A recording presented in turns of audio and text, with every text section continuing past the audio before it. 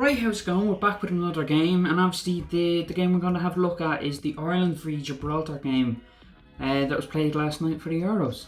Right, so when it comes to the old score prediction, to be honest, I thought it would be a 2-1 game.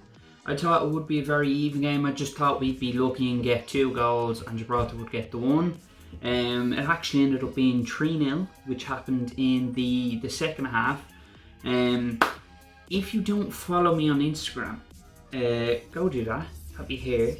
I do watch the games and I update when there's a score and who scored or all that type of stuff, so if people aren't actually able to watch the game, they're able to keep up to date and know what's going on in that game. Just a little plug. Not shameless at all, but it is what it is. Another thing about that game, to be honest, the lads, and by the lads I mean obviously the Irish team, they seemed they were pushing a lot in the first half. I don't know what it is, but the crosses and that were just overshot. And in fairness to Gibraltar, their defence was very solid. The few crosses that weren't overshot were getting into the box, but Gibraltar were just clearing it. So I just thought it'd be a very evened out match. And as I said, I just thought Gibraltar would get the 1 and we'd just get a lucky 2. Right, so we're going to have a quick look at the lineup. Stephen Kenny ran this lineup, and to be honest, I think this should be the team we stick with. It was very solid. Each player knew their job and they did it well. You know, the back three of O'Shea and Egan and Collins. As I said, big fan of Collins. I think Egan is very, very underrated as a defender. I think he's pretty solid. O'Shea looked pretty good. You know, he got forward when he needed to. Then we had Cullen as our defensive mid, who played that defensive mid role way better than he did against Greece. I found he kind of drifted up a bit much against Greece, so he did well. I think all in all our players did well. The standout player for me was Knight. I think he needs to be a regular in this team. I think he did way better than Doherty would. I think he did far better than O'Dowda would. I think those two players, O'Dowda and Doherty, can be used to rotate the squad to, you know, give players like Knight and McLean a bit of a rest. But when they're good and fit, I think McLean and Knight have to start as our wing backs. They proved in that game against Gibraltar they are the better two as wing backs. Right, so having a look at L player performances, for me there was 4 players that really stood out. And more so 3. There is an extra one thrown in there because it was a big game for him. Obviously, as I said while I was looking at the squad, Jason Knight just stood out so much for me. He was doing a lot of pressing and running up the right and making those runs, making opportunities and making him another option for a pass should someone else need to lay it off but not have to play it back. As I said, I just think he is a way better wing back than Doherty. I think he needs to be played over Doherty whenever he's fit.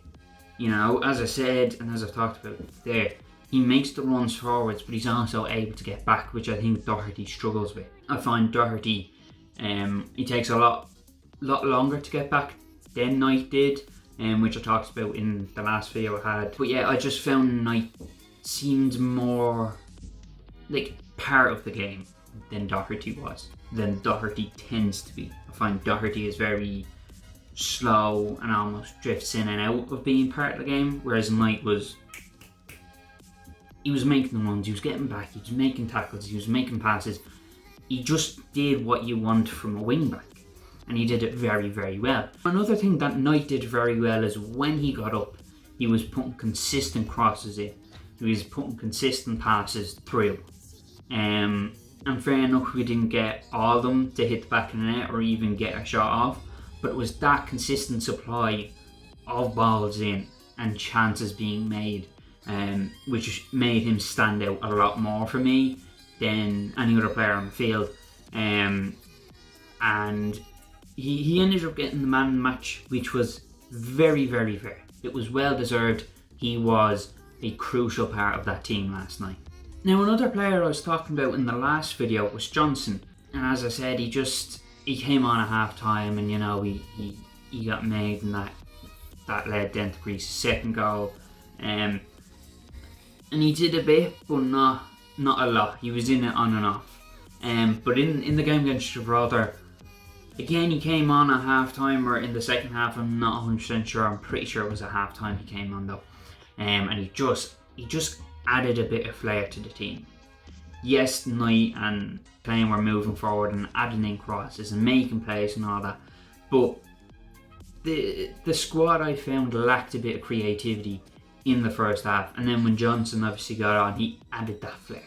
He was trying different things. He was cutting in through players and moving in through the box and dribbling through 3-4 defenders and then laying off a squared ball.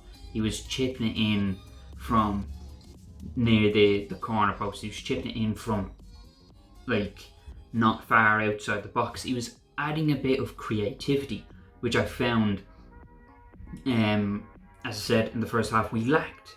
So I do think he also needs to be played a lot more to add that flair, add that creativity to the team, which, as I've said 3 times now, tends to lack a bit of that flair and creativity. And then another thing he did is he obviously scored our first goal, which added a bit of momentum to us. We got that goal and we didn't just like sit off and kind of give up, which I kind of felt like we had started to do halfway through the second half. We hadn't scored, it was still 0-0, and I think we kind of just gave up. And then obviously Johnson scores that first goal, and it did something for the team. We got that kick that we needed. We were able to then push forward and score 2 more. Talking about scoring more goals, the second goal came from Evan Ferguson, and look, he was very like Johnson. He was very quiet in the first game, and no, not the first game. The game against Greece, he was very quiet. But again, as I said in that video, he just wasn't getting the passes. He wasn't getting the opportunities to take many shots. Whereas in this game, he was getting a fair few balls fed into him, and he was able to take shots. I found the Gibraltar keeper was very much like the Greek keeper. There were shots that were taken, and you were sitting there, you're like, that's going to be a goal. And then he made it to the ball to stop it. And you're like, how have you done that? The Gibraltar keeper was he was very good. Have to give it to Gibraltar. That keeper was solid. But I don't want to spend much time talking about the Gibraltar teams because we're here to talk about the Irish team. Yeah, as I said, Ferguson was getting more balls fed into him, so he's then able to take more shots, which, you know, it's what you want from your striker. You want more shots to be taken. You want more opportunities for him, and that was the case in this game. And he ended up scoring a second goal, as I said, and it was a lovely header. In fairness, he went up and he made it was a good climb to get up above his man, and then to hit that header into the bottom corner. It was quality. It was very well taken. There's not much you can complain about it. It was a nice goal, a nice header. What else do you want? Now, the fourth player I'm going to talk about, he didn't have a standout game. He didn't have an awful game. He had the type of game you would expect from this player. That player was James McLean. The reason I wanted to add this bit in is for those of you who don't know, last night was his 100th cap for Ireland's national team, making him one of our few Centurions. So I just think it was something that I needed to add if I'm going to talk about, you know, United and Ireland when things like this happen for a player. I think you really need to add that in. So as I said, he had a game you'd expect from McLean. He was doing a lot of tackling, tracking back. He just did what McLean does. But his 100th cap was last night, and fair play to the lad. He's been very good for us over the years.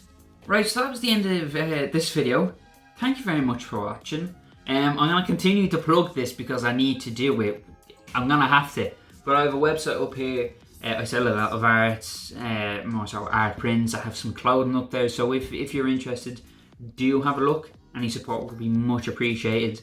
I am working on getting more kind of football themed stuff because I know some of the stuff up there mightn't be a cup of tea if people were going to watch this. So I think add something there.